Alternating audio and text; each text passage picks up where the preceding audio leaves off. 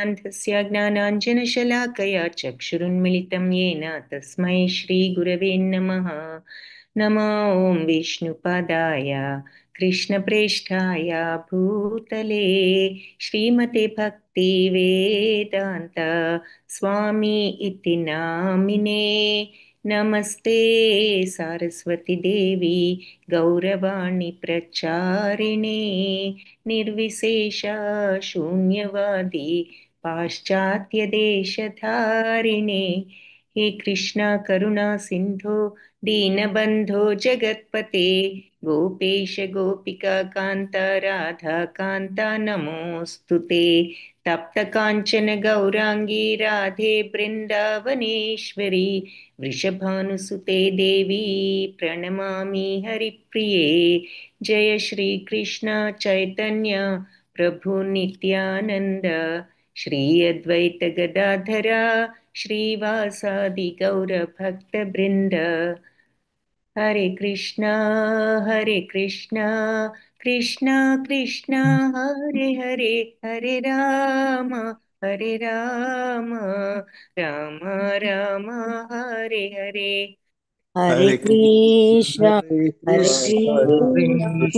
कृष्ण हरे कृष्ण कृष्ण कृष्ण कृष्ण कृष्ण कृष्ण कृष्ण हरे हरे हरे हरे हरे हरे हरे राम राम हरे राम हरे राम राम राम राम राम राम हरे हरे हरे। हरे। कृष्ण हरे कृष्ण कृष्ण कृष्ण हरे हरे हरे राम राम राम हरे हरे। हरे हरे हरे कृष्ण कृष्ण कृष्ण कृष्ण हरे हरे हरे कृष्ण कृष्ण कृष्ण कृष्ण कृष्ण कृष्ण कृष्ण कृष्ण हरे हरे हरे हरे हरे हरे हरे। हरे राम हरे राम हरे राम राम हरे हरे राम राम हरे राम राम राम हरे हरे हरे हरे। हरे कृष्ण अंदरिकी हरे कृष्ण प्रभु हरे कृष्ण माताजी।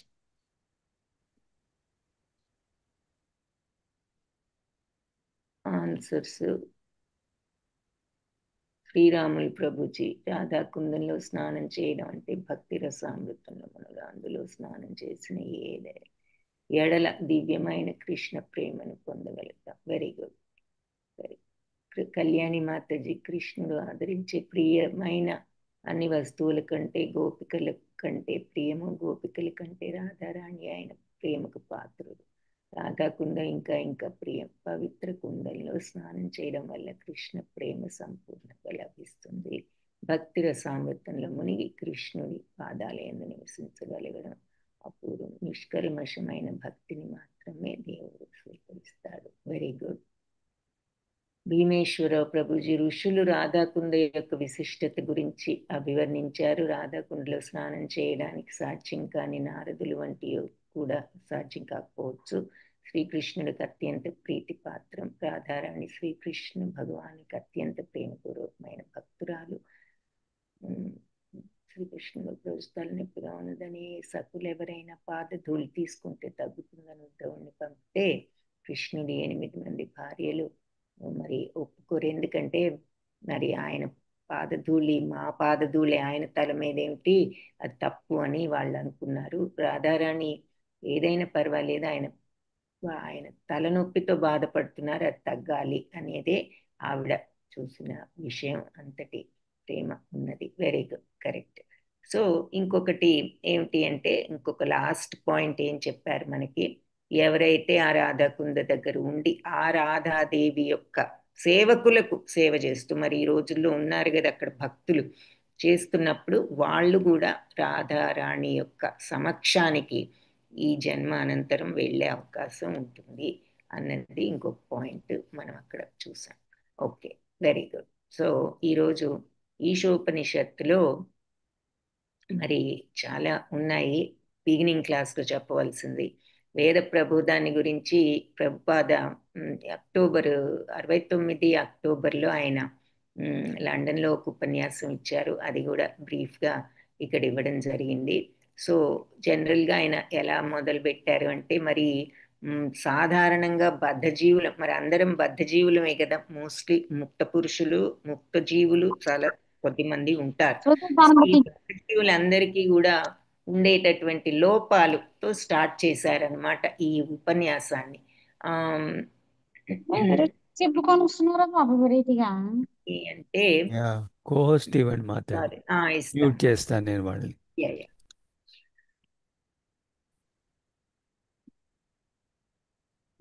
హరే కృష్ణ.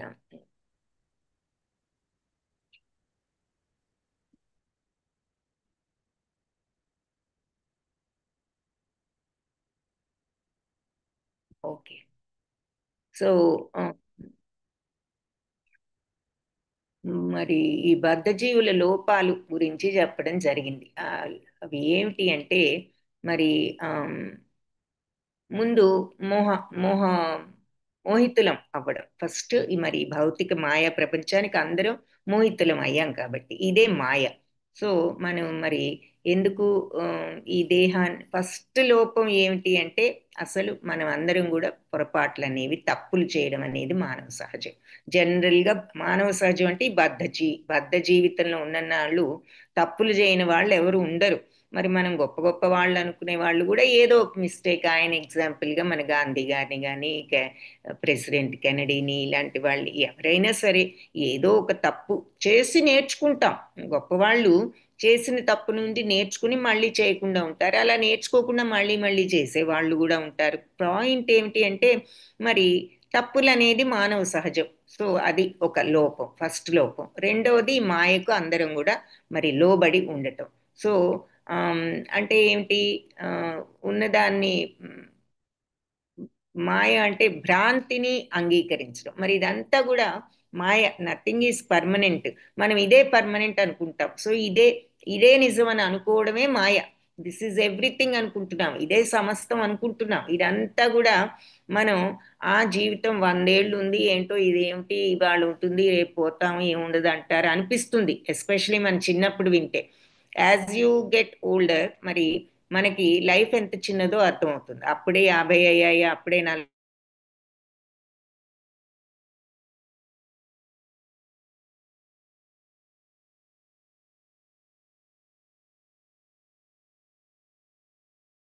హరే కృష్ణ మాతాజీ. ఓ ఓకే ప్రభుజీ, హరే కృష్ణ.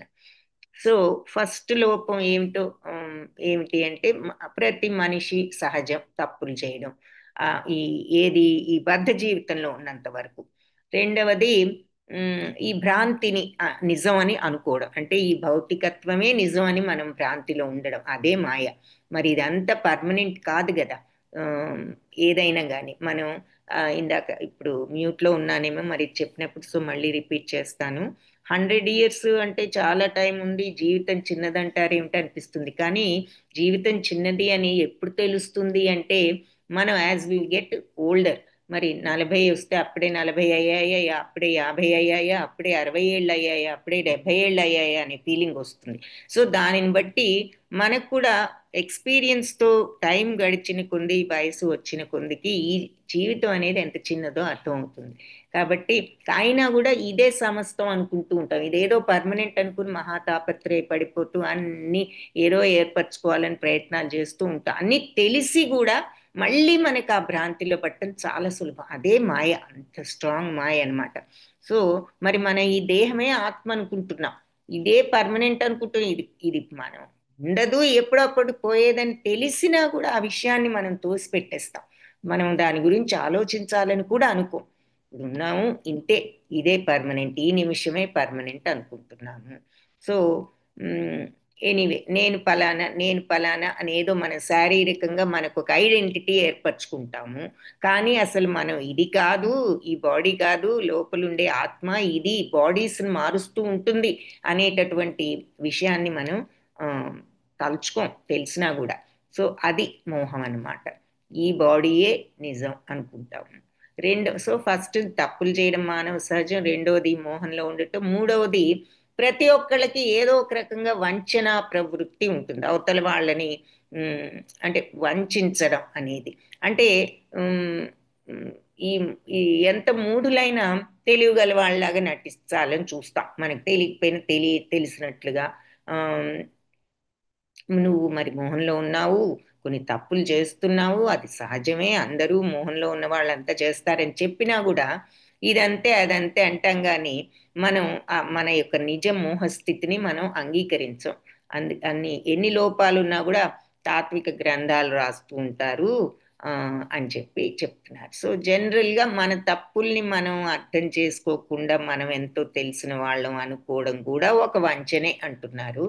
ఇక చివరి లోపం ఏంటంటే ఇంద్రియాలు అసమగ్రంగా ఉండడం. అంటే మన కళ్ళని చూసి మనం గర్విస్తూ ఉంటాం. మన ఇంద్రియాలు ఏం కంప్లీట్ కాదు, అంటే పైకి కంటి చూపు కనిపిస్తోంది కానీ అందుకని ఆ గర్వంతో ఏమంటూ ఉంటారు కొందరు. ఈయన ఇచ్చిన ఎగ్జాంపుల్ ఏమిటంటే, నువ్వు భగవంతుడు అనేవాడు అసలు ఉన్నాడా, చూపిస్తావా అని కొంతమంది అంటూ ఉండడం కూడా మనం వింటూ ఉంటాం. అది తరచు. అంటే మనకి చూసేటటువంటి కళ్ళ, మరి అర్జునుడికే నువ్వు మామూలు కళ్ళతో చూడలేవు, నీకు అందుకని ఈ దివ్యనేత్రాలు ఇస్తున్నానని భగవంతుడు అన్నారు కదా. సో అలాంటిది మరి నమ్మకమే లేనప్పుడు ఇంకా భగవంతుడిని ఈ మామూలు కళ్ళతో, విశ్వాసం లేని తత్వంతో ఇంకేం చూడగలుగుతాము? కాబట్టి అది మన యొక్క ఇంద్రియాల పరిమితిని కూడా గుర్తించలేని గర్వంలో ఉన్నామన్నమాట. మన కళ్ళు ఉన్నాయి, బ్రహ్మాండంగా అన్ని కనిపిస్తున్నాయి, భగవంతుడు ఎందుకు కనిపించడం లేదు, ఉంటే ఆయన కనిపించాలి కదా అనేటటువంటి ఆ అహంకారం అందులో ఉన్న డెప్త్ని, అందులో ఉన్న భావాన్ని కూడా అర్థం చేసుకోకుండా చేస్తున్నాయి. సో మన ఇంద్రియాలు అంతటి కంప్లీట్ ఏమీ కాదు. మనకు కనిపించేది కనిపిస్తుంది కానీ కనిపించనిది చాలా ఉన్నది ఈ కళ్ళకు. అది 4వ లోపము అని చెప్పి 4 లోపాలు ఉన్నాయి జనరల్గా ఈ బద్ధజీవులకు అంటూ చెప్తున్నారు. తర్వాత ఇంకా ఇవన్నీ మరి సంఘంలో ఉన్న 4 వ్యవస్థలు, ఇవన్నీ వర్ణాశ్రమ వ్యవస్థ, ఈ విభాగాలు భగవంతుడు సృష్టించారంటూ బ్రీఫ్గా భగవద్గీతలో మనం చూసిన విషయాలు కూడా ఈ స్పీచ్లో ఆయన చెప్పడం జరిగింది. ఆ తర్వాత వేదాల గురించి చెప్పారు. వేదాలంటే ఏదో మానవుడు కల్పించినది కాదు. వేద జ్ఞానం అంటే భగవంతుడి నుంచి వచ్చింది. దీనినే శృతి అని కూడా అంటారు వేదాలని. శృతులు అంటే ఏమిటంటే విని తెలుసుకోవలసినవి.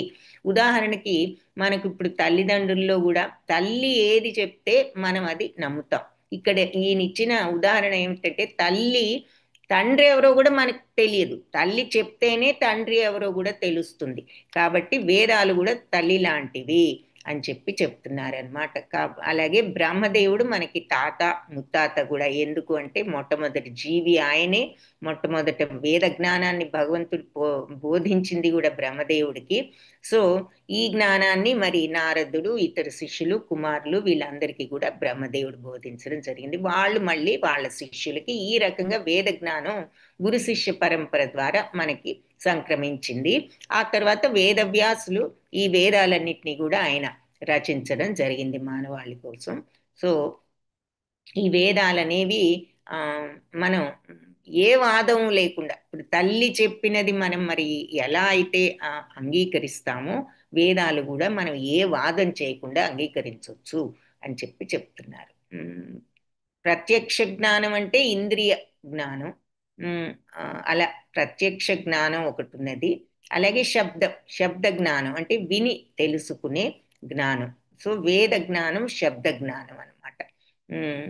సో ప్రత్యక్ష జ్ఞానం అంటే మనం చూసి ఓ ఇది అని తెలుసుకునేది. చూసిన దానికంటే వినదానికంటే చూసిందే బెటర్ కదా అని మనకు అనిపించవచ్చు, కానీ చూసిందంతా నిజం కాదు. ఎందుకు అంటే ఇక్కడ ఎగ్జాంపుల్ ఏం చెప్తున్నారు, సూర్యుడు ఉన్నాడు, ఆయన మనకు ఎన్నో గ్రహాల కంటే కూడా పెద్ద సైజు సూర్యుడిది, పెద్ద పరిమాణం, కానీ చూడ్డానికి చిన్న బింబంలాగా కనిపిస్తాడు. కాబట్టి మనకి చూసినవన్నీ వాటి ఒరిజినల్ సైజులో కనిపించడం లేదు. సూర్యుడు చిన్న బింబంలాగా కనిపిస్తున్నాడు కానీ ఆయన సైజ్ ఎంత ఉంది? సో మన కళ్ళకు కూడా కొంత లిమిట్ ఉన్నదన్నమాట, డిస్టెన్స్ని బట్టి. దాని ఒరిజినాలిటీ ఏమిటో మనకు తెలియదు. కాబట్టి కంటికి కనిపించినంత మాత్రం మనం కంప్లీట్గా అన్ని ప్రత్యక్షంగా వాటి ఒరిజినల్ సైజులో చూస్తున్నామని మనం అనుకోకూడదు. ఎగ్జాంపుల్ సూర్యుడే, మరి ఆయన ఎంతో పెద్ద గ్రహం కానీ మనకంటే చిన్న గ్రహంలాగా కనిపిస్తున్నాడు. కాబట్టి చూసిందంతా కరెక్ట్ కాదు, కానీ వేద జ్ఞానాన్ని కనుక మనం విన్నాము అంటే అది కరెక్ట్. అందుకని శబ్ద జ్ఞానం బెటర్. ఈ వేద జ్ఞానం, శబ్ద జ్ఞానం, శృతి అనేది ఈ వేదాలకు ఇంకొక పేరు అని చెప్పేసి చెప్తున్నారు. కాబట్టి ఈ జ్ఞానాన్ని వినడం ద్వారానే గ్రహించాలి. అయితే ఎలాంటి వాళ్ళ దగ్గర నుంచి వినాలి అంటే ఈ ప్రామాణికుడైనటువంటి గురువు, ఆధ్యాత్మిక జ్ఞానాన్ని ఇటువంటి గురువు నుంచి వినాలి.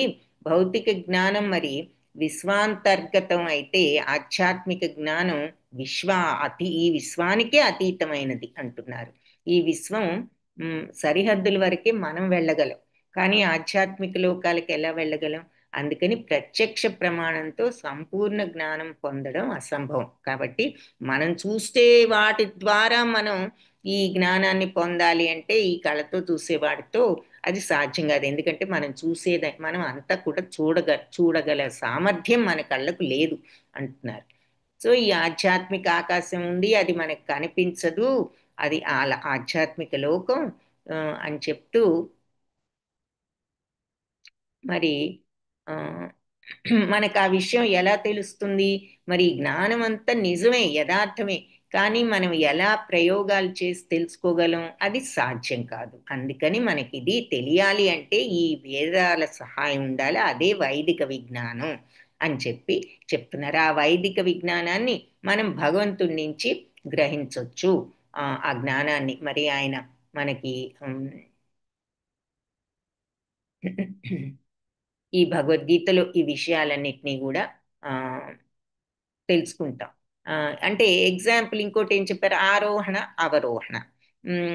ఆరోహణ అవరోహణ అని 2 జ్ఞాన విధాలు. అవరోహణతో మరి మనం ప్రతి ఒక్కళ్ళకి మరణం ఉందనే విషయం మనకు తెలుసు కదా.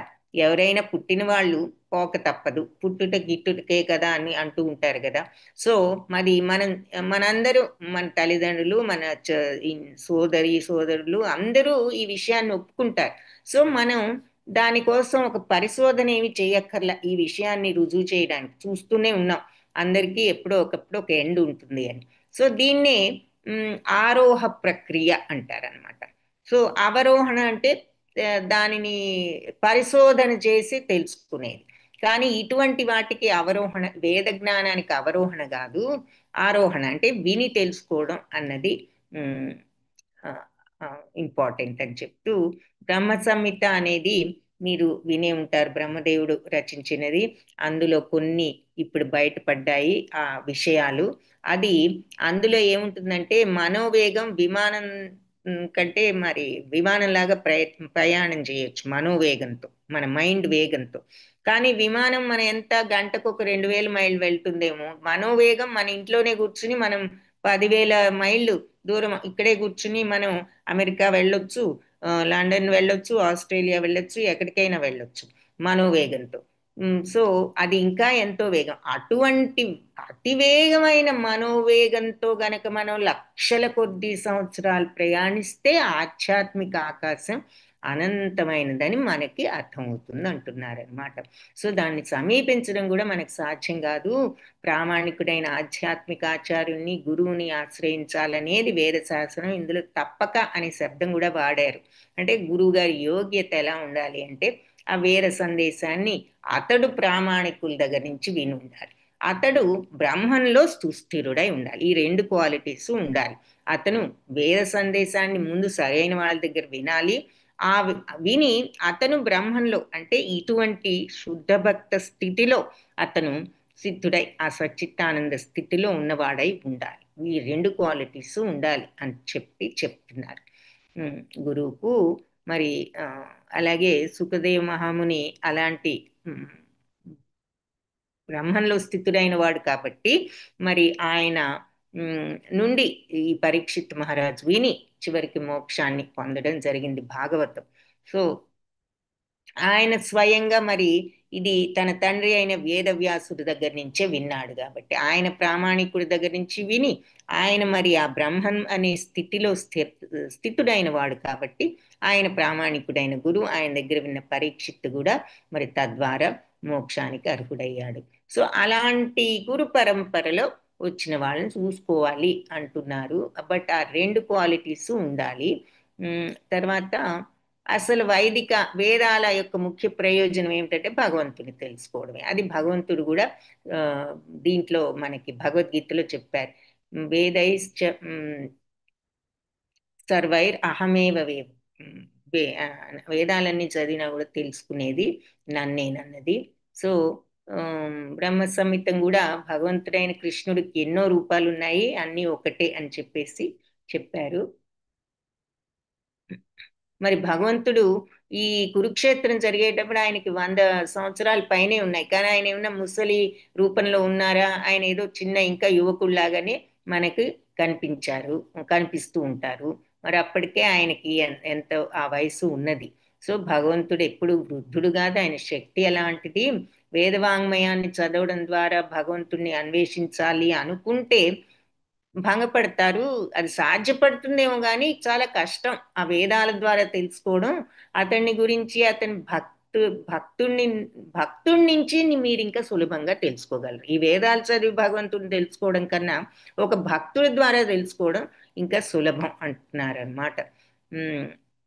అతను ఇదిగో ఈయనే శ్రీకృష్ణుడు, స్వీకరించండి అని ఆ భక్తుడు మీకు ఆయన్ని అందించగలడు. కృష్ణ భక్తుల శక్తి అలాంటిది అని చెప్తున్నారు. మొదట్లో ఒకటే వేదం ఉండేది. ఆ వేదాలను తర్వాత 4గా మళ్ళీ వ్యాస మహాముని అందరికీ వివరంగా తెలియడానికి వివరించి ఒక్కొక్క వేదాన్ని ఒక్కొక్క గురువు కప్పచెప్పి మీరు ఈ వేదాన్ని ప్రచారం చేయండి అని చెప్పడం జరిగిందనమాట. 5000 సంవత్సరాల క్రితం కలియుగంలో ప్రజల కోసం ఆయన ఈ రకంగా ఈ వేదాలన్నీ ఇలా లిఖిత రూపంలో రాయడం జరిగింది.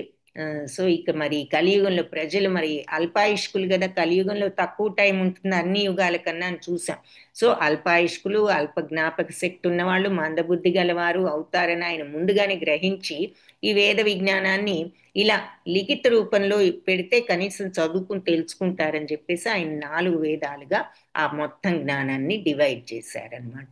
తర్వాత వేదాలను బోధించే బాధ్యతను కొంతమంది శిష్యులకు ఒక్కొక్క వేదాన్ని ఒక్కొక్కళ్ళకి అప్పగించారు. సో ఆ విషయాన్ని కూడా చెప్తున్నారు. ఈ వ్యాసదేవుడు కూడా మరి అన్ని రచించిన ఆయనకి తృప్తి కలగకపోవడం, చివరికి భాగవతాన్ని నారదుల వారి సలహాతో రచించడం, ఇదంతా కూడా జరిగింది. ఇదంతా మనం భాగవతంలో కూడా చూస్తాము. సో వేద విజ్ఞానాన్ని నిజంగా తెలుసుకోవాలి అంటే మరి ఆ విజ్ఞానం భాగవతం నుంచి, భగవద్గీత నుంచి తెలుసుకోవాలని ఆయన చివరికి మనకి ఇచ్చిన సలహా. తర్వాత మంగళాచరణంలో ఫస్ట్ ఇది చూస్తాం. ఓం పూర్ణమద పూర్ణమిదం పూర్ణాత్ పూర్ణముదచ్యతే పూర్ణస్య పూర్ణమాదాయ పూర్ణమేవావశిష్యతే. అద్భుతమైన శ్లోకం ఇది. పూర్ణమద అంటే అది సంపూర్ణమైనది, పూర్ణమిదం ఇది సంపూర్ణమైనది, పూర్ణాత్ పూర్ణం నుండి పూర్ణం ఉదచ్యతే పూర్ణం నుంచి పూర్ణమే వస్తుంది. పూర్ణం అంటే కంప్లీట్నెస్, హోల్నెస్ అన్నమాట. సో అది హోల్, ఇది హోలే, అంటే అది కంప్లీట్ అయిన తత్వం పూర్ణం, ఇది పూర్ణమే, పూర్ణం నుంచి వచ్చేది పూర్ణమే. పూర్ణస్య అంటే సర్వసంపూర్ణమైన ఈ పూర్ణం, పూర్ణం ఆదాయ సర్వాన్ని ఆదాయ గ్రహించి వేయడం, పూర్ణమేవ అవశిష్యతే. సో పూర్ణం నుంచి మనం కొంత బయటికి గ్రహించడం అంటే కొంత తీసిన పూర్ణమే మిగులుతుంది అంటున్నారనమాట. అంటే ఇది పూర్ణం, అది పూర్ణం అంటే ఏది పూర్ణం? ఇక్కడ భగవంతుడు పూర్ణుడు, ఆయన నుంచి పుట్టినటువంటి ఈ జగత్తు ఏదైనా సరే పూర్ణమే. అంటే కంప్లీట్ భగవత్ క్వాలిటీ ప్రతిదానికి ఉన్నది ఆత్మ ఉన్నప్పుడు అని చెప్తున్నాం కదా. సో భగవత్ క్వాలిటీ ఇక్కడ ఎగ్జాంపుల్గా మనం ఇది అర్థం చేసుకోవాలంటే భగవంతుడు సచ్చితానందుడు, ఆయన నుండి ఉద్భవించిన ఈ ఆత్మ కూడా సచ్చితానందమే, ఆయన అంశే అని చెప్తున్నాం కదా. ఆయనకున్న క్వాలిటీ అంతా కూడా దీనిలోనే ఉంది. నిప్పున్నది, నిప్పు నుంచి ఒక నిప్పురవ్వ బయటపడితే నిప్పురవ్వకు కూడా అదే వేడి ఉంటుంది కదా. అంత పెద్ద మంట కాకపోవచ్చు కానీ రవ్వకు కూడా అదే వేడి ఉంటుంది. అలాగే ఆత్మ భగవంతుడి నుంచి ఉద్భవించిన ప్రతిదానికి ఆ భగవత్ తత్వం ఉన్నది అని చెప్తున్నారు. అందుకే మనం ఆత్మ కూడా సచ్చితానందం, భగవంతుడు సచ్చితానందం అని చెప్పుకుంటాం. సో ఆ పూర్ణం అనేది ఏంటి అంటే భగవంతుడు ఆ పూర్ణం, అది పూర్ణం, ఇది కూడా పూర్ణమే. ఆయన నుంచి పూర్ణాత్ పూర్ణముదచ్యతే పూర్ణం నుంచి పూర్ణమే పుడుతుంది. అంటే అంత పర్ఫెక్షన్ నుంచి ఇంపర్ఫెక్షన్ పుట్టదు కాబట్టి పర్ఫెక్ట్ నుంచి పర్ఫెక్టే పుడుతుంది, పూర్ణం నుంచి పూర్ణమే పుడుతుంది. పూర్ణస్య పూర్ణమాదాయ ఈ పూర్ణం నుంచి నువ్వు కొంత తీసి ఇంకొకటి క్రియేట్ చేసినా కూడా పూర్ణమే మిగులుతుంది. పూర్ణమే అవశిష్యతే. పూర్ణం ఏవ అవశిష్యతే. సంపూర్ణ శేషమే. పూర్ణమే. నువ్వు ఎంతైనా తీయ పూర్ణం నుంచి, అందులో తరిగిపోదు. మామూలుగా ఇప్పుడు మనకి ఒక హోల్ ఉందనుకోండి, ఒక కాయ ఉంది, కాయలోంచి సగం తీసామంటే సగమే మిగులుతుంది. కానీ ఈ పూర్ణం అలాంటిది కాదు. దీనిలోంచి నువ్వు సగం తీయి, ఎంతన్నా తీయి, అది ఫుల్గానే ఉంటుంది. సో మామూలు మ్యాథమెటిక్స్కి ఇది ఎగెయిన్స్ట్ అనమాట.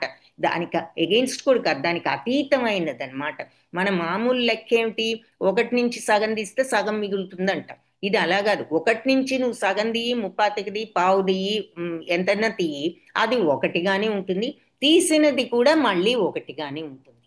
మళ్ళీ అదేమి సగం కాదు, అది కూడా ఒకటే అంటున్నారు. సో పూర్ణమిది పూర్ణాత్ పూర్ణముదచ్యతే. పూర్ణం నుంచి పూర్ణమే పుడుతుంది. పూర్ణస్య పూర్ణమాదాయ. ఈ పూర్ణం నుంచి నువ్వెంత తీసినా పూర్ణం ఏవ అవశిష్యతే. పూర్ణమే మిగులుతుంది. నువ్వెంతన్నా అది ఎప్పటికీ ఫుల్గానే ఉంటుంది. అక్షయ పాత్ర లాంటిదన్నమాట. ఎంత తీసినా కూడా ఉంటుంది. అలా భగవతత్వం మనం అందులోంచి ఎన్ని ఉద్భవించినా ఆయన తత్వం పూర్ణంగానే ఉంటుంది. దేవాది దేవుడు సమగ్రుడు, సంపూర్ణుడు అయి ఉన్నాడు. సర్వసంపూర్ణుడు అవడం చేత అతని నుంచి ఉద్భవించిన ఈ దృశ్యమాన ప్రపంచం మొదలైన సర్వసంపూర్ణాలై ఉన్నాయి. ఇవన్నీ ఆయన నుంచి పుట్టినా కూడా అవన్నీ సంపూర్ణమే. ఇన్ని పుట్టించినా ఆయనలో పూర్ణత్వం ఏం తగ్గలేదు. ఆయన ఎప్పుడూ పూర్ణమే. ఎంత తీసిన ఆయన నుండి సంపూర్ణం నుంచి కలిగించబడింది ఏదైనా కూడా సంపూర్ణంగానే ఉంటుంది. మరి ఇంత జగత్తు వరకు ఎందుకు? ఒక చిన్న చీమ నుంచి, ఒక మానవుడి నుంచి చిన్న చీమ వరకు కూడా ప్రతిదానిలో ఆత్మ ఉన్నది. దానికి అవసరమైన సచ్చిదానంద తత్వం ఉన్నది, భగవతత్వం. మరి అన్నీ కూడా అందుకని పూర్ణమే. అతడు సర్వసంపూర్ణుడు కాబట్టి ఆయన నుండి ఎన్ని సంపూర్ణ అంశాలు ఉద్భవించిన, ఇలాంటి ఎన్ని సంపూర్ణ అంశాలు, ఆత్మలు, జగత్తులు ఉద్భవించినా ఆయన ఇంకా సంపూర్ణంగానే ఉంటాడు. ఆయన సంపూర్ణత్వం ఏమీ తగ్గిపోదు. ఎన్ని సృష్టించబడినా, ఆయన నుండి ఎన్ని సృష్టించబడుతున్నా ఆయన సంపూర్ణత్వం తగ్గదు. సృష్టించబడ్డవి కూడా కంప్లీట్గా సంపూర్ణమే. చీమైనా, దోమైనా, మనమైనా, ఈ జగత్తైనా. సో అన్నిట్లో కూడా ఈ భగవంతుడి యొక్క సంపూర్ణ తత్వమైన సచ్చిత్తానందమైన ఆత్మ ఉన్నది కాబట్టి అది ఈ శ్లోకానికి అద్భుతమైన శ్లోకం. సమస్త వేదసారం ఈ శ్లోకంలో ఉన్నది. కాబట్టి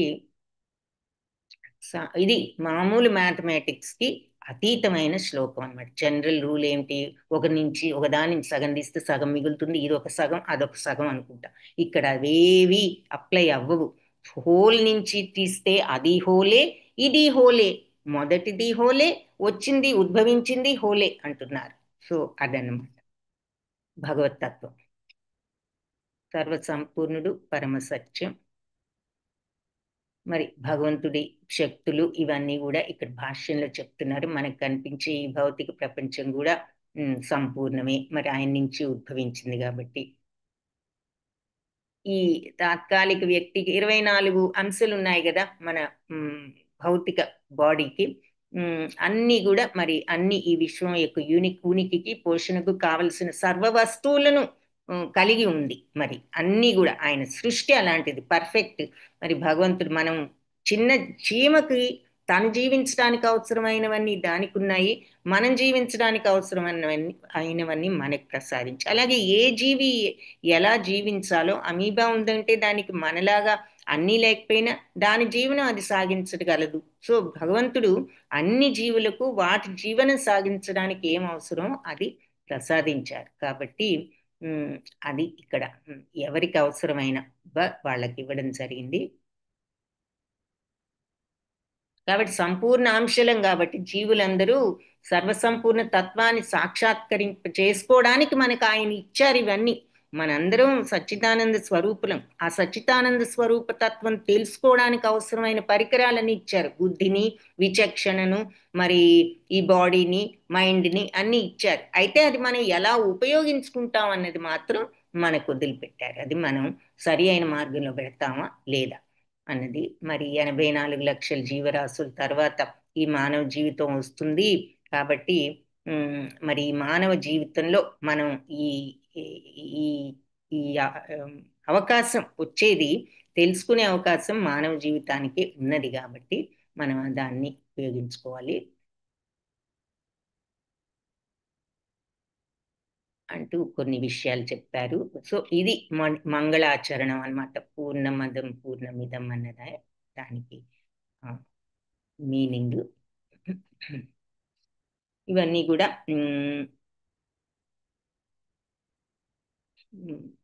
కూడా వేదాలు, మరి మన వేదాల నుంచి వచ్చినటువంటి మంత్రాలు, వేదాలు ఉపనిషత్తుల నుంచి.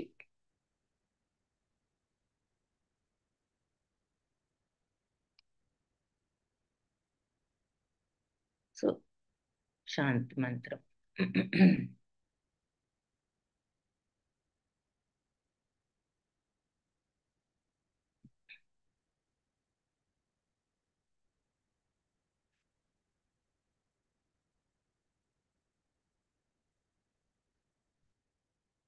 దీన్ని సో ఉపనిషత్తులు చదివే ముందు సాధారణంగా మనం ఈ శాంతి మంత్రాన్ని ముందు చదువుతాం. ఈశోపనిషత్తు, ఈశావాస్య ఉపనిషత్తు అని కూడా ఈశోపనిషత్తు పేరు. సో దీంట్లో ఇప్పుడు ఇది మంగళాచరణం. మొట్టమొదటి మంత్రం మరి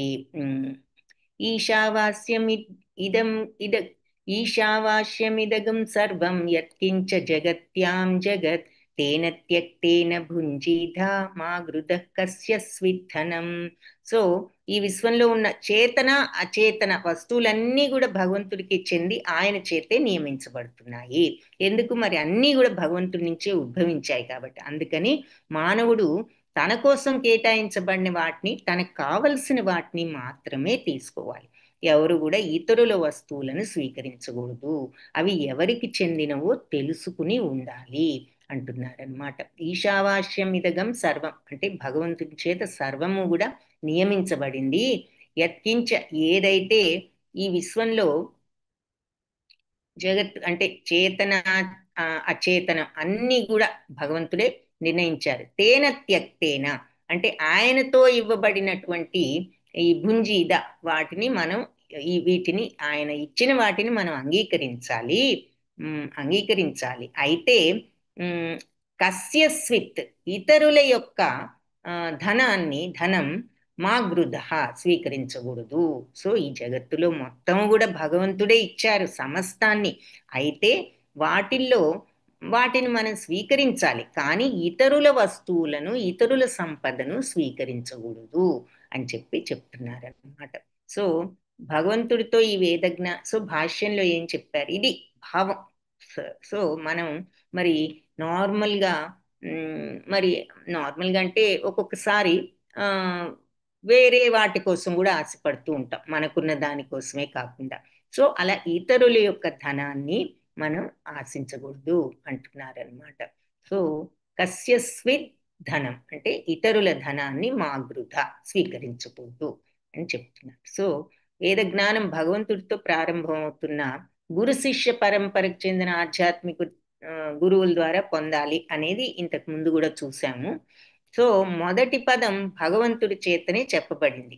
వేద జ్ఞానం దివ్యమూలం నుండే స్వీకరింపబడుతూ ఉంటుంది. భగవంతుడితో చెప్పబడిన పదాలు అపౌరుషేయాలు అంటారనమాట. అవి భౌతిక వ్యక్తులతో చెప్పబడేవి కావు, భగవంతుడే చెప్పినవి. భౌతిక ప్రపంచంలో నివసించే జీవుల్లో ఉన్న 4 లోపాలు ఇందాక మనం చెప్పుకున్నాం కదా. ఏమిటన్నారు? ఒకటి, తప్పకుండా ఎవరైనా ఈ బద్ధ జీవితంలో ఉంటే తప్పులు చేస్తాం. తప్పులు మానవ సహజం అంటూ ఉంటాం. అలా అని చేయమని కాదు, ఆ తప్పులు తెలుసుకుని వాటిని సరిదిద్దుకోవాలి. కానీ తప్పులు అనేవి చేస్తారు. అలాగే 2, మాయకు లొంగిపోయి ఉంటాం. మరి ఇదంతా టెంపరీ అని తెలిసినా మనం ఆ విషయాన్ని ఎప్పుడు మర్చిపోవాలనే చూస్తాం. ఇదే నిజమని అనుకుంటాం, అదే మాయ. 3, ఇతరులు మోసగించే ప్రవృత్తి. అంటే అన్నీ మనకే తెలుసు అనుకోవడం, మనమే రైట్ అనుకోవడం. సింపుల్ మాటల్లో చెప్పాలంటే మనకు అన్నీ తెలీదు, కానీ మనం అన్నీ తెలుసు, మనమే రైట్ అనుకుంటాం. సో అలా మనల్ని మనమే మోసం చేసుకుంటున్నాం, అవతల వాళ్ళని కూడా అన్నీ తెలిసిన వాళ్ళలాగా మనం ఉంటున్నాం. అది మరి అక్కడ మోసగించే ప్రవృత్తి అన్నదానికి సింపుల్ ఎగ్జాంపుల్. ఇంకా పెద్ద పెద్ద మోసాలు కూడా ఉంటాయి. అలాగే ఇంద్రియాలు అసమగ్రాలు. మన ఇంద్రియాలు ఎలా కంప్లీట్ కాదో, మనం ఇందాక ఎగ్జాంపుల్ ఏం చెప్పుకున్నాం, సూర్యుడు, ఆయనను చూస్తే మరి ఆయన సైజు మనకు ఎలా కనిపిస్తోంది, ఏదో పళ్ళెం సైజులో కనిపిస్తున్నారు.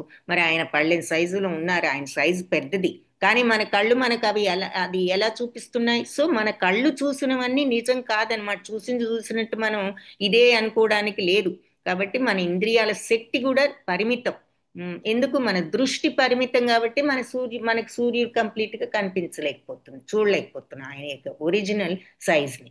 కాబట్టి మన ఇంద్రియాలు కూడా అసమగ్రాలు, కంప్లీట్ కాదు. ఈ 4 దోషాలు ఉండడం వల్ల మానవుడికి ఎప్పుడు సంపూర్ణమైన జ్ఞానం మామూలు మనిషి బోధించలేడు అంటున్నారు. ఎందుకు, ఇప్పుడు మాయలో ఉన్నాం కాబట్టి, తప్పులు చేస్తున్నాం కాబట్టి, ఈ మోస ప్రవృత్తి అన్ని నాకే తెలుసు అనుకుంటున్నాం కాబట్టి, మన ఇంద్రియాలకు కూడా లిమిటెడ్ స్కోపే ఉంది కాబట్టి మామూలు వాళ్ళు ఈ సంపూర్ణ జ్ఞానాన్ని బోధించలేరు. వేదాలు ఇలాంటి అసంపూర్ణ వ్యక్తులు రూపొందించినవి కాదు. వేదాలు బ్రహ్మజ్ఞానులైన మరి వేదవ్యాసులు వారు రచించింది. అలాంటి ఆయన రచించింది మరి మామూలు వాళ్ళు చెప్పగలరా? కాబట్టి మొదట వేద విజ్ఞానం ప్రథమ జీవుడైన బ్రహ్మకు భగవంతుడు బోధించారు. తర్వాత ఆయన తన కుమారులకు, శిష్యులకు, అనంతరం మళ్ళీ వాళ్ళ శిష్యులకు, ఇలా చరిత్రలో సాగుతూ వచ్చింది. సో భగవంతుడు పూర్ణం అన్నప్పుడు సర్వసంపూర్ణుడు అవడం చేత ప్రకృతి శాసనాలకు ఆయన ఆధీనుడు కాదు. ఆయన ఇండిపెండెంట్ అనమాట. అందుకే స్వరాట్ అంటారు భాగవతంలో కూడా. మొదటి దీంట్లో శ్లోకంలో ఆయన యొక్క లక్షణాలు చూస్తాం. ఆయన అబ్సల్యూట్ ట్రూత్ అని అంటే ఏమిటంటే మరి ఆయన ఎప్పటికీ ఉండే నిత్య సత్యమైన భగవంతుడి శక్తి. ఆ తర్వాత మరి ఆయన ఇండిపెండెంట్ అంటే ఆయనే అన్నీ కూడా మరి క్రియేట్ చేసేది. సో ఆయన పూర్ణుడు అనమాట. సో అన్ని భగవంతుడి శక్తి చేతనే మరి నియమించబడుతున్నాయి. ఈ ఈశోపనిషత్ అనేది యజుర్వేదంలో ఒక భాగం. మనకి 4 వేదాలుగా విభజించారుగా. మొదట్లో ఒకటే ఉండేది. కలియుగ ప్రారంభంలో వ్యాసదేవులు 4గా విభజించడం జరిగింది. ఆ 4లో ఈశోపనిషత్తు యజుర్వేదంలో ఉన్నదన్నమాట. సో విశ్వంలో ఉన్న అన్ని వస్తువులకు సంబంధించిన అధికారిని గురించిన అధికారి ఎవరు, భగవంతుడిని గురించిన వృత్తాంతం అంతా కూడా ఈశోపనిషత్తులో ఉన్నది అంటున్నారనమాట. సో భగవంతుడే సర్వనియామకుడు అని చెప్పేసి భగవద్గీతలో 7వ అధ్యాయంలో కూడా ధృవీకరించారు. అక్కడ పరా అపరా ప్రకృతులని చెప్పారు, మీకు గుర్తుంటే గనక. పరప్రకృతి అంటే మరి ఈ పంచభూతాలు, మనసు, బుద్ధి, అహంకారం, ఇవన్నీ ఈ భౌతిక శక్తి, ఇదంతా నా శక్తి అని చెప్పారు. ఆ తర్వాత దీనిని మించిన నా ఉన్నత శక్తి ఇంకొకటి ఉన్నది, అదే జీవుడు అంటే ఆత్మ, చైతన్యం, ప్రాణశక్తి, దాన్ని ఏ రకంగా అయినా పిలవచ్చు. అది పరాప్రకృతి అపరాప్రకృతి అన్నది చూసామన్నమాట. సో ఈ విధంగా రెండు కూడా భగవంతుడి నుంచే ఈ 2 శక్తులు. అంటే బయట ఉన్న శరీరం, పంచభూతాలతో ఉన్న శరీరం, లోపల ఉన్న చైతన్యం అనే ఆత్మ, 2 కూడా భగవంతుడు ఇచ్చినవే. బయట రూపం, లోపల శక్తి. కాబట్టి 2 కూడా ఆయనే అన్నిటికీ సర్వ వస్తువులకు అధిపతి. పరప్రకృతికో అపర ప్రకృతికో సంబంధించని వస్తువు అనేది ఏదీ లేదు. ఏది చూసినా మన కళ్ళకి ఆకారం అనేది ఒకటి కనిపిస్తోంది అంటే బయట దానికి రూపం ఉంది, లోపల దానికి చైతన్యం కూడా ఉంది. ఆ 2 కూడా భగవంతుడి నుంచే వచ్చాయి. అందుకే సమస్తం కూడా ఆ భగవంతుడి సొత్తే అని అంటున్నారనమాట. ఆయన సంపూర్ణుడు. అది కూడా పూర్ణమదం పూర్ణమిదంలో చూసాం. తర్వాత ఆయన శక్తుల చేత సర్వాన్ని సరిదిద్దడానికి సమగ్రము సంపూర్ణము అయిన మేధాశక్తి ఉన్నది. తరచుగా మరి భగవంతుణ్ణి అగ్నితో, జీవ నిర్జీవ వస్తువులతో, అగ్ని యొక్క వేడితో, వెలుతురుతో పోలుస్తూ ఉంటారు. అగ్ని ఏమో వేడి రూపంలో, వెలుతురు రూపంలో ఎలా అయితే అగ్ని ప్రసరిస్తుందో, భగవంతుడి శక్తి కూడా అనేక రకాలుగా ప్రదర్శిస్తూ ఉంటారు ఆయన శక్తిని. ఈ విధంగా భగవంతుడే సమస్తానికి కూడా ఈశ్వరుడు, నియంత, కంట్రోలరు, పోషకుడు. మరి సృష్టి స్థితి లయ అంటున్నాం కదా. ఆయన సర్వజ్ఞుడు, అందరికీ కూడా మరి భోక్తారం యజ్ఞ తపసాం సర్వలోక మహేశ్వరం సుహృదం సర్వభూతానాం జ్ఞాత్వా మాం శాంతి మృచ్చతి అంటున్నారుగా. సో సర్వానికి ఆయన శ్రేయోభిలాషి, సర్వలోక మహేశ్వరుడు, సుహృదం సర్వభూతానం, అన్ని జీవరాశులకు సుహృదం, శ్రేయోభిలాషి. సో ఉపకారం చేసేవాడు. ఆయన సంపూర్ణమైన శక్తి, ఐశ్వర్యం, కీర్తి, సౌందర్యం, జ్ఞానం, వైరాగ్యం 6 కూడా భగవంతుడి యొక్క శక్తులు ఏమిటి అంటే సర్వశక్తివంతుడు, సర్వ ఐశ్వర్యవంతుడు, సర్వ కీర్తివంతుడు, సర్వ సౌందర్యవంతుడు, సర్వ జ్ఞానవంతుడు, సర్వ వైరాగ్యవంతుడు అని మనం ఆయన వైభవాల్ని 6 వైభవాలు ఉన్నాయి భగవంతుడికి. అందుకని భగవంతుడు తప్పిక ఎవ్వరూ దేనికి అధిపతులు కాదు అంటున్నారని తెలుసుకోండి. మనిషి తన కోసం కేటాయించిన వస్తువులు మాత్రమే తీసుకోవాలి. ఉదాహరణకి ఆవు పాలిస్తుంది, కానీ పాపం ఆ పాలను అది తాగదు, అది గడ్డి ధాన్యం తింటూ ఉంటుంది. దాని పాలు మనందరం ఆహారంగా తీసుకుంటున్నాం. సో సరే, భగవంతుడు ఏదో ఆ ఏర్పాటు చేశారనుకుంటున్నాం. దయతో మనకు ఆయన కేటాయించి ఉంచిన వస్తువులతో మనం తృప్తి పడాలి. అంతేగాని మనకు గల వస్తువులు నిజంగా మరి మనం అలా తృప్తి పడకుండా వెళ్ళి ఆ ఆవుని దాని పాల వరకు తీసుకోకుండా దాన్నే వధించి దానినే తినాలనుకోవడం మరి ఎంత తప్పు.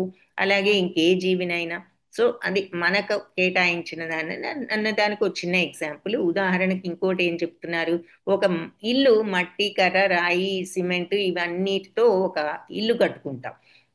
ఈశోపనిషత్తు ప్రకారం ఈ వస్తువుల్లో మరి ఏటిని మనం తయారు చేయలేం కదా. మట్టి అయినా మరి రాయి అయినా కర్ర అయినా ఎక్కడి నుంచి వచ్చింది? అన్నీ ఈ ప్రకృతి నుంచే వచ్చాయి.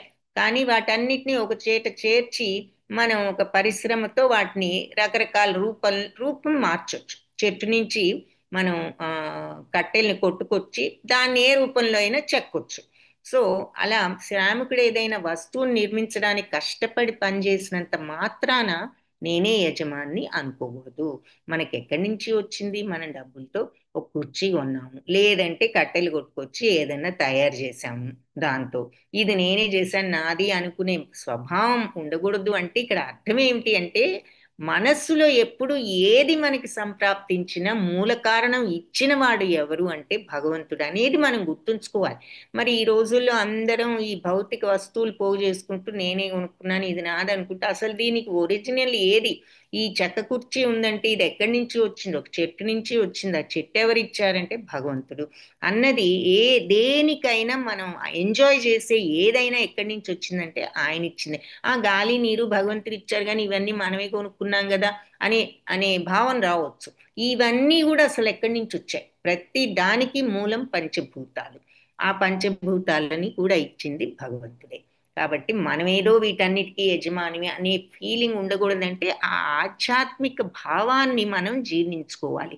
ఇదంతా ఫైనలీ ఎక్కడి నుంచి వచ్చింది? ఏది వచ్చినా భగవంతుడి యొక్క భగవంతుడి నుంచి మనకు ప్రాప్తించింది, భగవత్ ప్రాప్తి.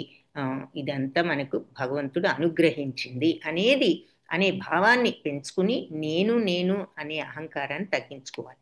సో ఈ రోజుల్లో మరి ఆధునిక సమాజంలో మరి గొప్ప వాళ్ళకి ఈ శ్రామిక వర్గాలకి ఎప్పుడు పోరాటం జరుగుతూ ఉంటుంది కదా.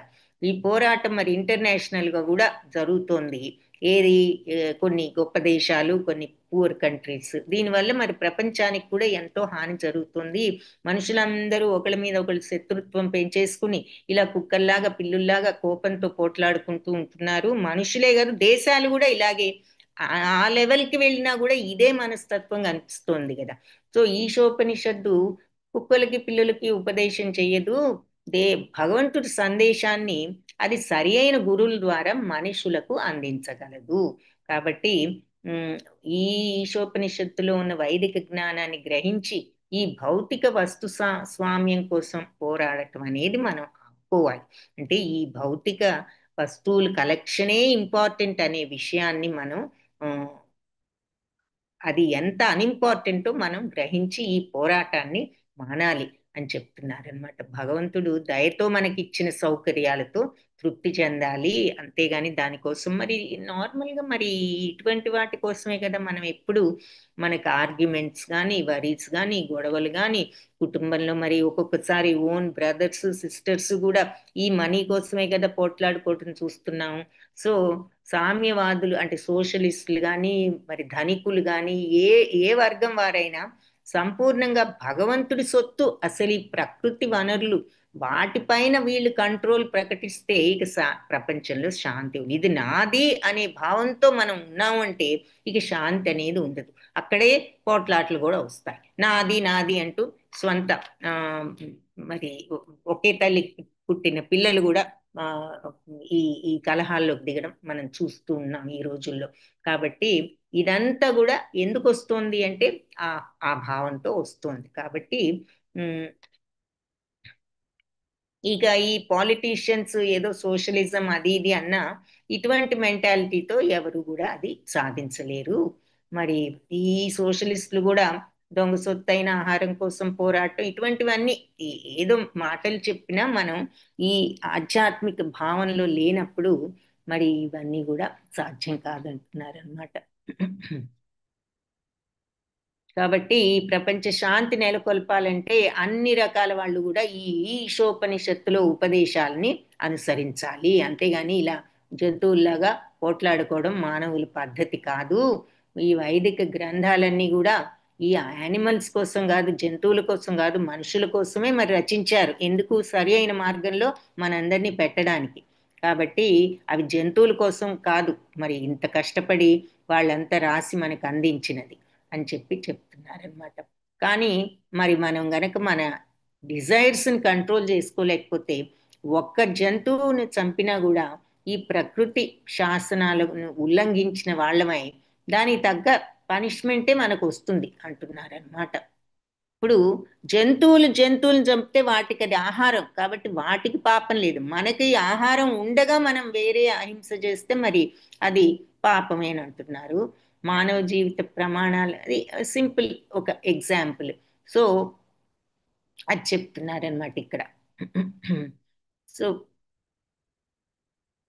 అంటే శాకాహారం యొక్క ఇంపార్టెన్స్ ఏమిటి అన్నది మనకింత ఉన్నప్పుడు వేరే జీవిని చంపి తినాల్సిన అవసరం లేదు. అది అది జంతువు అయితే ఇంకో ఇంకో జంతువు, ఇప్పుడు సింహానికి మరి జంతువులను తింటుంది, దానికి అది ఆహారం. మనకి అది కాదు కదా, మనకి ఎన్నో ఉన్నాయి. ఉదాహరణకి పాలు చెప్పుకున్నాం, పాలు ఉన్నాయి హాయిగా తాగొచ్చు.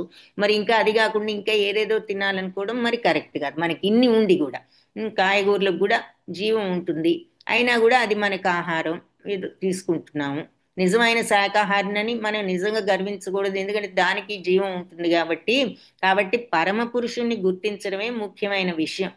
జంతువులకు మరి భగవంతుని గుర్తించడానికి కావలసిన చైతన్యం దానికి లేదు జంతువుకి, కానీ మనిషికి ఈ గ్రంథాలను గ్రహించడానికి చైతన్యం ఉన్నది. మనం ఇది చదివి అర్థం చేసుకోగలం, జంతువులైతే చేసుకోలేవు. కానీ అలాంటి జ్ఞానం వల్ల మనం లాభం కూడా పొందగలం. అందుకని ఈ వైదిక గ్రంథాల యొక్క ఉపదేశాలను గనక మనం వినకపోతే మరి జీవితం అంతా కూడా ఆపదలకు గురవుతుంది అంటున్నారు. అందుకని మనిషి ఈ భగవంతుడి యొక్క తత్వాన్ని, ఆయన యొక్క విశ్వజనీనమైన ఆయన శక్తిని మనం గుర్తించాలి, అంగీకరించాలి. అలా భగవంతుడి పట్ల గౌరవంతో, ఆ భక్తితో మనం ఉంటూ మరి ఆ భగవంతుడికి అర్పించిన నైవేద్యాన్ని మనం తీసుకోవాలి. మనం గెస్ట్లు వస్తే చూడండి, ముందు వాళ్ళకి పెట్టి వడ్డించి మనం వడ్డించుకుంటాం. మామూలు గెస్ట్లకే మనం అంత ఇచ్చినప్పుడు మరి భగవంతుడు అన్ని అలాగే పెద్దవాళ్ళు మరి అక్కడ ఎవరైనా పెద్దవాళ్ళు ఉంటే ముందు వాళ్ళకి వడ్డించి మనం తీసుకుంటాం. తల్లిదండ్రులు అవ్వనివ్వండి, మన గ్రాండ్ పేరెంట్స్ అవ్వనివ్వండి, ఇంకెవరైనా మన ఉపాధ్యాయులు, గురువులు ఎవరైనా. అలా మరి వాళ్ళందరికీ ఇచ్చే రెస్పెక్ట్ అన్నీ మనకి ఇచ్చిన భగవంతుడికి అర్పించకుండా మనం ఎలా తీసుకుంటాం? సో ముందు భగవంతుడికి నైవేద్యం చేసి మనం తీసుకోవాలి. సో అది చెప్తున్నారు భగవంత్ అని మనకి. అది 3rd చాప్టర్లో కూడా యజ్ఞ చక్రంలో, ఎందుకంటే మరి సమస్తం వేదాలు ఇచ్చి ఏది ఎలా చేయాలో అన్నీ మనకి ఎక్స్ప్లెయిన్ చేసింది భగవంతుడు. ఆ వేదాల ద్వారా మరి యజ్ఞాలు చేసి మనం మన పనులు సవ్యంగా చేస్తే, వర్షాలు పడితే, ధాన్యాలు పండితే వచ్చింది. కాబట్టి ఆహారం మనం భగవంతుడికి సమర్పించాలని అక్కడ కూడా చూసాం కదా. సో భగవంతుడికి సమర్పించని ఆహారం పాపాన్ని తిన్నట్లే అని కూడా మనం భగవద్గీత 3.13 అంటే కృతజ్ఞత లేని మనిషి అది ఎంత తప్పు. ఎవరి దగ్గరైనా ఏదైనా తీసుకుని మనం ఆ గ్రాటిట్యూడ్ లేకపోతే అది మహాపాపం. మరి భగవంతుడి దగ్గర మనం ఇవన్నీ తీసుకున్న ఆయన అన్నీ ఇచ్చినప్పుడు నేను కష్టపడి సంపాదించుకుని ఆ డబ్బులతో నేను అన్ని కొనుక్కుని వంట చేసుకున్నాను, ఆయన ఇచ్చింది ఏముందనే ఫీలింగ్ ఉంటే ఇంకా మనం ఏమీ తెలియని అమాయకత్వంలో ఉన్నట్లు లెక్క. అజ్ఞానం, అవిద్యలో ఉన్నాం. మరి అన్నిటికీ మూల కారణం ఇందాక చూసాం, చెట్టు అయినా మరి కుర్చీ అయినా ఎక్కడి నుంచి వచ్చింది అంటే ఫైనల్ గా దాని మూలం ఏంటి? భగవంతుడు ఇచ్చిన వాటి వల్లే వచ్చింది ఏదైనా. సో అందుకని ఏదైనా కానీ మనం ఆ విషయం ఏది భోజనం చేయబోయే ముందు భగవంతుడికి ముందు నైవేద్యం చేసి ఆయనకి అర్పించి మనం తీసుకోవాలి, లేదంటే పాపాన్ని తీసుకున్నట్టే అని భగవద్గీతలో కూడా చూసాం. సో ఇది ఆయన అధికారాన్ని నిరాకరించి ప్రకృతి శాసనాలను ఉద్దేశపూర్వకంగా ఉల్లంఘించడమే పాపానికి మూలం. అంటే కావాలని మనం ఈ ఈ ఈ శాసనాలు, ఈ శాస్త్రాలు భగవంతుడిని నిరాకరించడం పాపానికి మూలం. మరి ప్రకృతి శాసనాలు కానీ భగవదాజ్ఞని కానీ ఉల్లంఘించడం మనిషికి వినాశనాన్నే తెచ్చిపెడుతుంది అంటున్నారు. అందుకని విచక్షణతో ఈ ప్రకృతి శాసనాలను తెలుసుకుని అనవసరమైన రాగద్వేషాలతో ప్రభావితులం కాకుండా ప్రవర్తించాలి. అలా అప్పుడు భగవంతుడు మనల్ని గుర్తించడం, భగవద్ధామానికి మనం చేరగలగటానికి అర్హులం అవ్వడం జరుగుతాయి. సో ఇక్కడ ఫైనల్గా చెప్పిన పాయింట్ ఏమిటి? మన భగవద్భక్తితో రాగద్వేషాలు చేత ప్రభావితులం కాకుండా ఉండాలి. అది రాగము ద్వేషము దానికి అతీతంగా ఉండాలి. అంటే అన్నిటినీ అంతరిని సమతత్వంతో ఉండాలి. ఈ క్రిటిసిజంలు ఇవి అన్ని వీలైనంత వరకు తగ్గించుకుంటూ, అది భగవంతుడికి ఇష్టమైన లక్షణం శుద్ధ భక్తుల లక్షణాల్లో. అందుకే అన్నింటినీ సమానంగా చూడగలిగిన వాళ్ళని. సో వాటన్నిటికీ మూలం ఏంటంటే రాగద్వేషాలకు అతీతంగా ఉన్న వాళ్ళకే ఆ లక్షణాలు వస్తాయి. సో అప్పుడు అతడే అటువంటి భక్తుడు నాకు ప్రియుడు అని భగవంతుడు ఒక 10-15 శ్లోకాల్లో ఆ శుద్ధ భక్తుల లక్షణాలు మనకి 7-8 శ్లోకాల్లో చెప్తారు కదా. అన్నిట్లో లాస్ట్ సెంటెన్స్ ఇటువంటి వాడు నాకు ప్రియుడు అని చెప్తూ ఉంటారు. సో అందుకని ఆ రాగద్వేషాలకు అతీతంగా ఉన్నప్పుడు భగవంతుడు కూడా భగవంతుడిని తృప్తిపరిచిన వాళ్ళం అవుతాం. భగవంతుడు చూస్తున్నాడు, మనకు భగవంతుడు కనపడడం లేదని మనం అనుకుంటున్నాము. సరి అయిన భక్తుడు దొరకలేదని భగవంతుడు కూడా చూస్తున్నాడు, ఎక్కడున్నాడు నా శుద్ధ భక్తుడు అని చెప్పేసి. సో ఎప్పుడైతే ఈ రాగద్వేషాలను వదులుతామో భగవంతుడు కూడా మరి భగవంతుడిని ప్రీతి చెందేటట్లు చేసిన వాళ్ళం అవుతాం. భగవంతుడికి ప్రీతిపాత్రమైన పని చేసిన వాళ్ళం అవుతాం. సో ఇది ఫస్ట్ మంత్రం. ఇంతటితో ఈరోజు క్లాస్ ముగిద్దాము. వాంఛాకల్పతరుభ్యశ్చ కృపా సింధుభ్య ఏవ చ పతితానాం పావనేభ్యో వైష్ణవేభ్యో నమో నమః. సో ఈ విశ్వంలో ఉన్న చేతన వస్తువులన్నీ భగవంతుడికి చెంది ఆయన ముందు అన్ని ఏది మనకు ఉన్నా కూడా అన్ని భగవంతుడు ఇచ్చినవి అని గుర్తించడం ఫస్ట్ పాయింట్. అయితే రెండవ పాయింట్ ఏమిటంటే మనకు అవసరమైనంత వరకు ఆయన అన్లిమిటెడ్గా ఎన్నో ఇచ్చారు, అన్నీ కావాలనే దురాశ పక్కన పెట్టి మనకు అవసరమైనది నిత్య జీవితంలో మనం ఏదో కంఫర్టబుల్గా ఉండటానికి అవసరమైనది చూసుకోవాలి. కానీ ఇంకా దురాశ అనేది నీకు వద్దు అని చెప్తున్నారు అన్నమాట. ఇతరుల వస్తువులు అంటే అక్కడ ఎన్నో ఎగ్జాంపుల్స్ చెప్పుకోవచ్చు. మన కామన్ సెన్స్ ఉపయోగించాలి. ప్రతిదీ అక్కడ రాసి మనకి ఎవ్రీ ఎగ్జాంపుల్ చెప్పలేం కాబట్టి విషయాన్ని అర్థం చేసుకుని మనమే దాన్ని కరెక్ట్గా అన్వయించుకుని ఫాలో అవ్వాలి. సో ఇతరులు అంటే మనం ఏం వెళ్ళి అవతల వాళ్ళ డబ్బులు రావడం లేదుగా అంటే మనం వెళ్ళి మరి అత్యాశతో వెళ్ళిపోయి ఉన్నదానికంటే ఎక్కువ తీసుకోవడం కూడా ఒక రకంగా మరి దాని కిందే వస్తుంది అన్నది మనం చూసాం ఎగ్జాంపుల్స్. అంటే కోరికలు తగ్గించుకో, నీకు కావలసినంత వరకు నువ్వు అనుభవించు, అంతేగాని ఇంకా ఇంకా కావాలి అనే ఆ దురాశ ఏమిటి, అది ఇంకెవరికైనా ఉపయోగపడుతుంది.